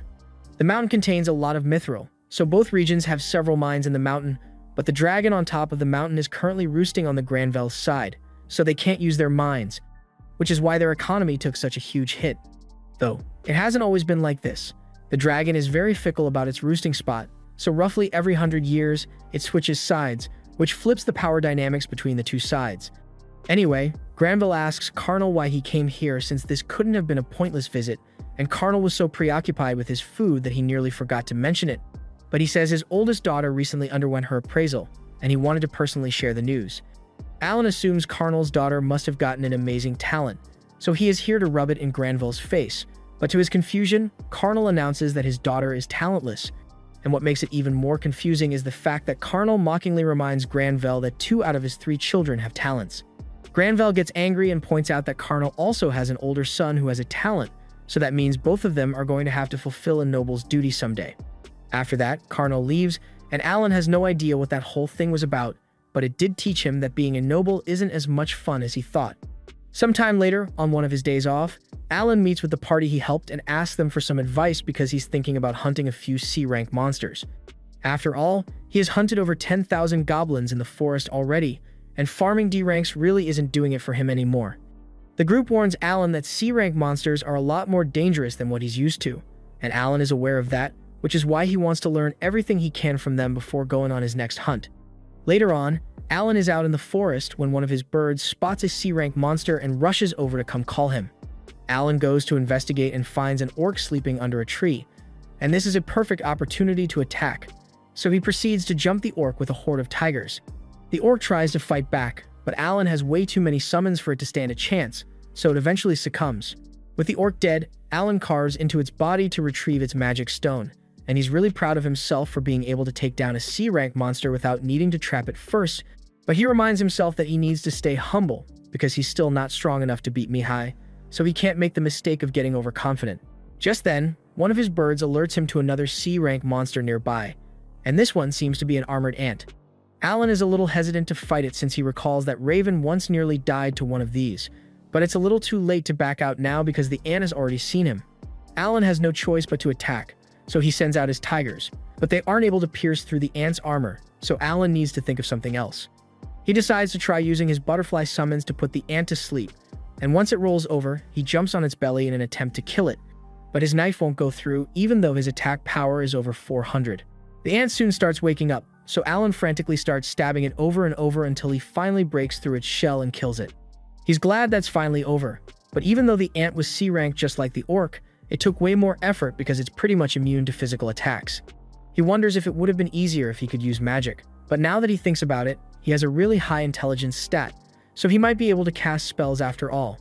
To find out, he asks Cecil to let him join her during her magic class, and while there, he asks the teacher if it's possible for him to use magic. The teacher pulls out a magic orb and tells Alan it will light up if he has a talent for magic. Alan gives it a try, but no matter how hard he concentrates, nothing happens. He is forced to come to terms with the fact that he's completely magic-less, and he's taking it really hard, so Cecil feels bad for him and offers Alan a cookie to cheer him up. One day, while the family is having dinner, Rickles suddenly barges into the dining hall to warn them all that a murder gulch has been spotted in the area and at its current pace. It will arrive at the southern gate in less than 2 hours. This is terrible news, so Granville asks if they can get Zenov to deal with it, but unfortunately, Zenov and his knights are currently away on a monster hunting mission, and they won't be back for at least 2 days, so they are on their own. Granville orders Rickle to go to the Adventurers Guild and put out a quest to get as many people as possible to defend the city, and in the meantime, Alan volunteers to hold the Murder Gulch off. The Murder Gulch is a B-rank monster, and Alan knows that the adventurers in this town stand no chance of beating it, so it's up to him to protect them. Unfortunately, he already used up all of his MP this morning since he was farming XP, so he needs to wait until he has recovered a sufficient amount to use his summoning ability. The people of the city have all been warned of the impending attack, so they are all running for their lives, and Alan happens to overhear a man pleading with an adventurer to save his wife and daughter because they got stuck in their carriage, the same one that the Murder Gulch is currently chewing on. The mother and daughter inside are terrified because it's only a matter of time before they are devoured, but Alan refuses to let that happen. So he takes one of his iron balls and throws it right at the monster's eye. This successfully draws the monster's attention away from the family, but now the monster is focused on Alan instead, so he takes off running and tries to lead the monster towards the mountain to keep the city safe. As he is running, his MP is restored, so he uses it to reset his summon roster and stock up on butterflies because those give him speed and agility boosts. He then summons a bunch of them and tries to use their magic to put the monster to sleep, but the Murder Gulch seems to be resistant to sleep magic, so instead of passing out, it becomes angry and swats all the butterflies away, which leaves Alan with very few options to work with. Late into the evening, Alan is still running away from the Murder Gulch, and he is starting to tire out, but fortunately, he manages to hide under some trees in order to give the monster the slip. And once he is sure that he's safe, he collapses near a tree and breathes a sigh of relief because he wasn't sure he would make it out of that one alive. He's got no idea why the debuffs didn't work, and he's nowhere near strong enough to beat that thing without weakening it first. He even had to use up a bunch of his magic stones just to survive long enough to make it out here, but at least he successfully led it far away from the city, so the people should be safe now. He plans to just head home and wait for Zenov to return so he can deal with the Murder Gulch, but just as he was about to leave, He senses something staring at him, and to his horror, it turns out that the Murdergulch has found him. He takes off running, but the monster has no intention of giving up hunting Alan, so he ends up running day and night trying to escape. 3 days later, Alan finally managed to shake off the monster and make it back to the city, but after being forced to run non-stop all for days, he is tired, hungry, and on the verge of collapse. The city guard sees him coming and recognizes Alan as the hero who sacrificed himself for the city a day ago, so he rushes over to catch him. And by the time Alan opens his eyes again, he is back at the mansion with Seabez and Seals looking after him. Seals is really happy that Alan is all right, but she also yells at him for making her worry like that, which Alan kind of expected from her. Seabez asks Alan if he remembers anything, so Alan tells him that the monster was relentless and chased him for 3 whole days before he lost it. And once the coast was clear, he turned back to return to the city. Seabez is impressed by Alan's bravery, and he informs him that Granville is just as pleased with what he has done. So after Alan is back on his feet, he would like to meet with him. A little while later, Alan goes to meet Granville, and he explains that he wasn't strong enough to defeat the monster on his own, so he decided to draw its attention and lead it as far away as possible.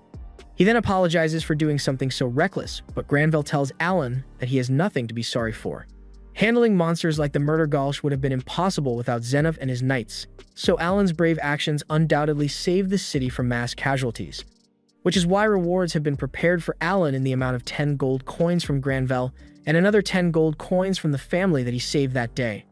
Alan is overjoyed because with that kind of money, he could definitely buy himself a decent sword, and that's exactly what he does, because the next time we see him, he's rocking a mithril sword.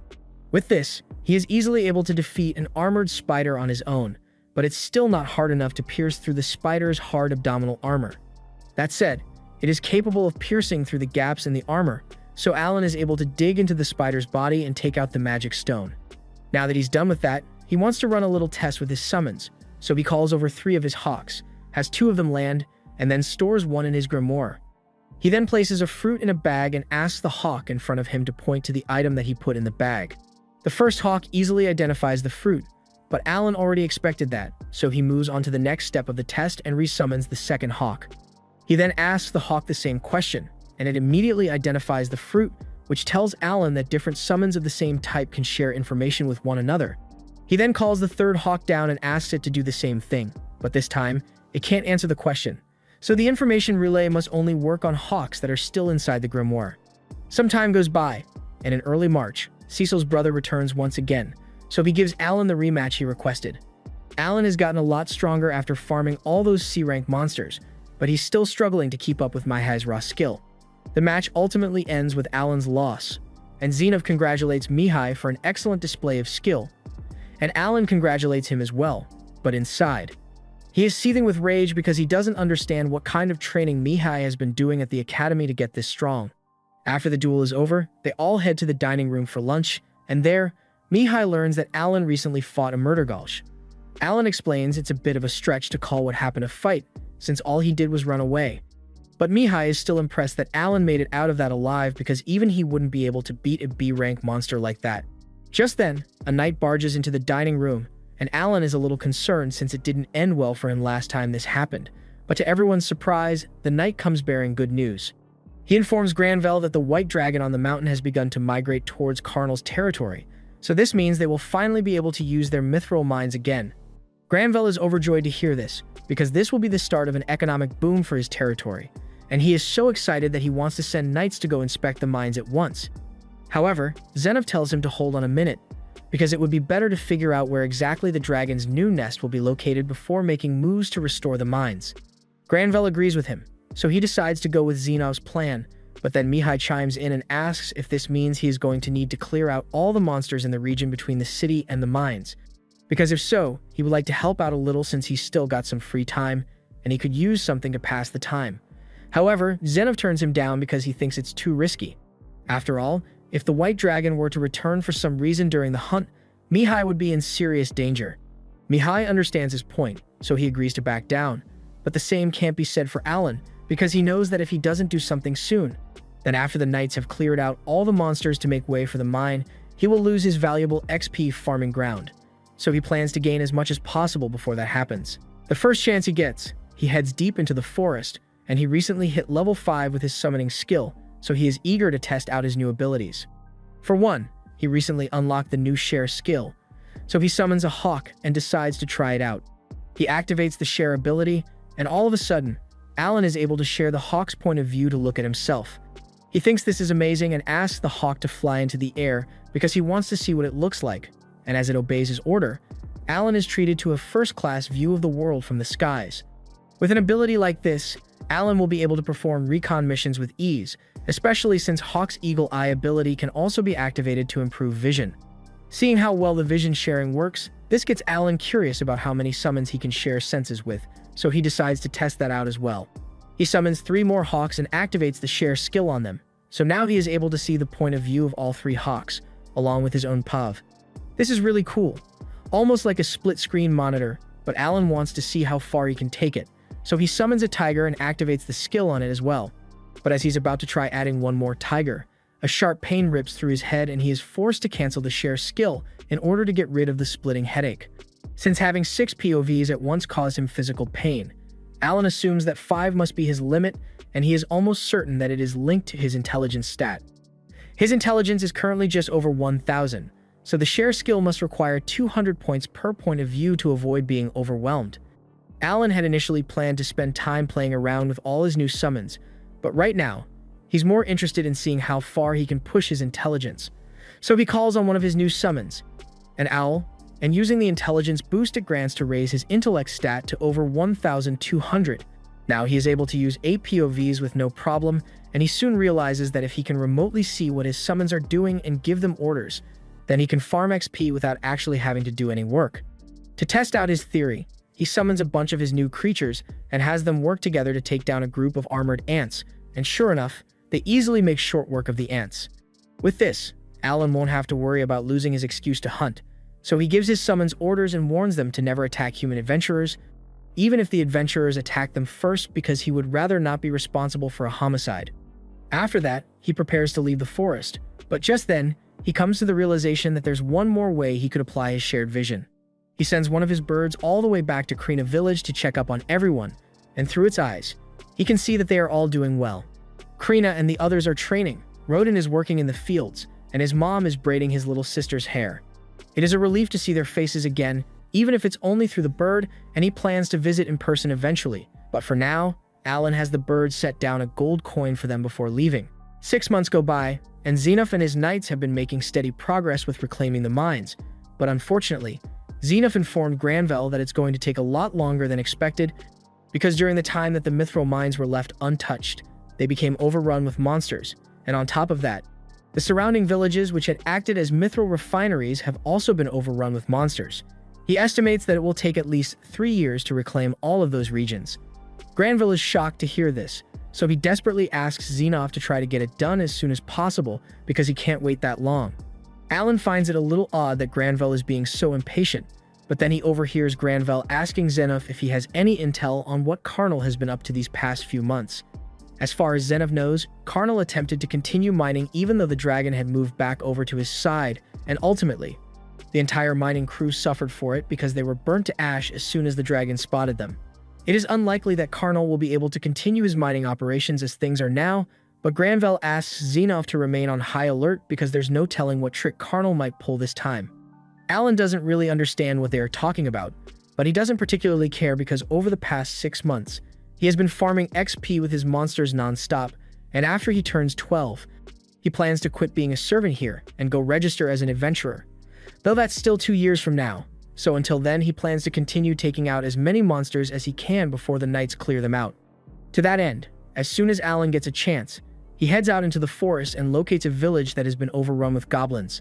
Normally, he would leave the goblin village intact and let them respawn so he can farm XP more efficiently, but he has seen Goblin Slayer, so he knows all about the messed up stuff goblins do out here. If he doesn't deal with them himself, then they are just going to end up hurting more people later on, which is why he's not going to hold back at all. He uses his bear summons to block off all the exits to the village and corners the goblins inside, and once there's nowhere left for the goblins to run, the bears begin mauling them. Soon after, the Goblin King comes out to fight, and normally, this would qualify as a boss fight, but Alan and his summons are way too overleveled for this to even be considered a challenge. So a few minutes later, every goblin in the area has been dealt with.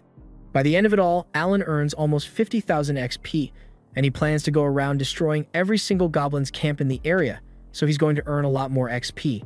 Sometime later, Mihail graduates from the academy, so it's time for him to return and live with his family. However, to Alan's surprise, the first thing Mihail does after getting off the airship is ask him for a no-holds-barred duel. Alan has no reason to say no, so he agrees to the duel, and after returning home, they both square up with one another. Alan plans to give this all he's got, so he puts all his stat boosts into speed and strength, and as the duel begins, he immediately closes the distance with Mihail. Mihail is honestly shocked by how fast Alan is now compared to the last time they fought, but despite Alan's improvements, Mihail is still able to hold his ground because he has the strength and skill advantage. Alan does his best to keep fighting, but before long, Mihail successfully disarms him, so he has yet again lost. Alan accepts defeat, but as he raises his hand to congratulate Mihail, Mihail silently walks past him and up to Granvelle.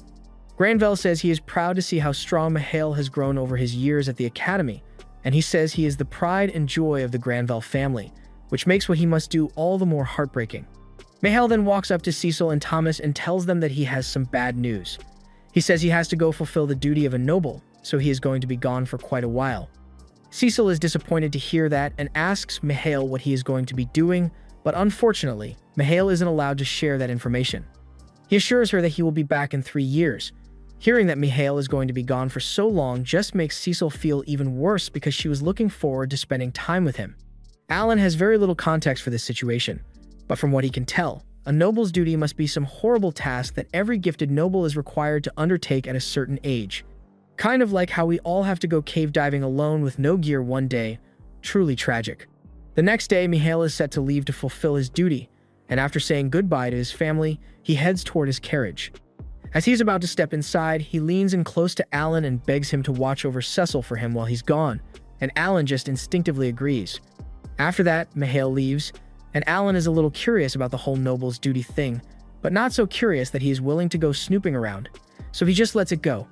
A year later, Alan has made some significant progress in his quest to eradicate all goblin camps in the forest, and he decides to move on to orc camps now. Orcs may be stronger than goblins, but overall, it's not that much of a challenge for Alan and his summons.